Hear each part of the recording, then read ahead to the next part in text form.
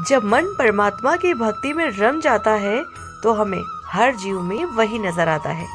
एक बच्चा अपनी दादी को परमात्मा की भक्ति करते देखता था तो वो प्रभु से मिलने की सोचने लगा। उसे परमात्मा के बारे में कुछ भी पता नहीं था, पर मिलने की तमन्ना भरपूर थी। उसकी चाहत थी कि एक समय की रोटी वो परमात्मा के साथ खाए। एक दिन उसने एक थैले में 5-6 रोटियां रखी और परमात्मा को ढूंढने निकल पड़ा। चलते चलते वो बहुत दूर निकल आया। संध्या का समय हो गया। उसने देखा नदी के तट पर एक बुजुर्ग बूढ़ा बैठा है, जिसकी आंखों में बहुत गजब की चमक थी, प्रेम था और ऐसा लग रहा था जैसे उसी के इंतजार में वो बैठा उसका रास्ता देख रहा हो। वो मासूम बालक बूढ़े के पास जाकर बैठ गया, अपने थैले में से रोटी निकाली और उसने उस रोटी को बूढ़े की तरफ बढ़ाया और बूढ़ा मुस्कुराकर देखने लगा।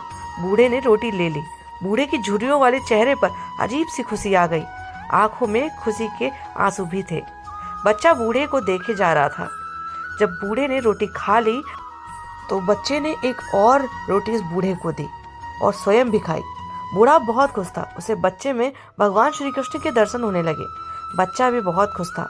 बच्चे को श्रेष्ठ के निर्माता ब्रह्मदेव नजर आने लगे। दोनों आपस में बहुत प्यार और स्नेह के साथ उस पल को बिता रहे थे।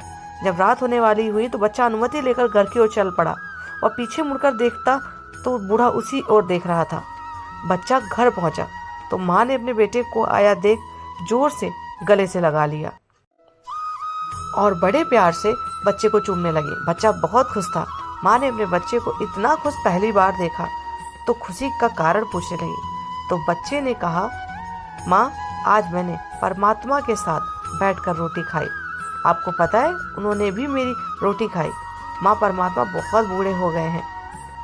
उस तरफ बुजुर्ग बूढ़ा भी जब अपने गांव पहुंचा तो गांव वालों ने देखा बूढ़ा आज बहुत खुश है, तो किसी ने उसकी खुशी का कारण पूछ लिया। बूढ़ा बोला, मैं 2 दिन से नदी के तट पर अकेला बैठा रहता था। मुझे पता था ईश्वर आकर मुझे खाना जरूर खिलाएंगे।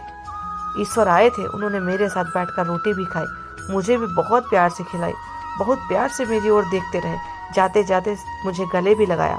परमात्मा बहुत ही मासूम है, बच्चे की तरह दिखते हैं। कहानी के भावार्थ की बात करें तो इस कहानी में बात सिर्फ इतनी सी है कि दोनों दिलों में परमात्मा का वास्ता, सच्चा असीम प्रेम, और दोनों एक दूसरे में परमात्मा के ही दर्शन कर रहे थे। सच ही कहा है किसी ने, हमारी आत्मा में परमात्मा का ही वास है। बस प्राणियों का भला करने से परमात्मा खुश हो जाते हैं और ईश्वर की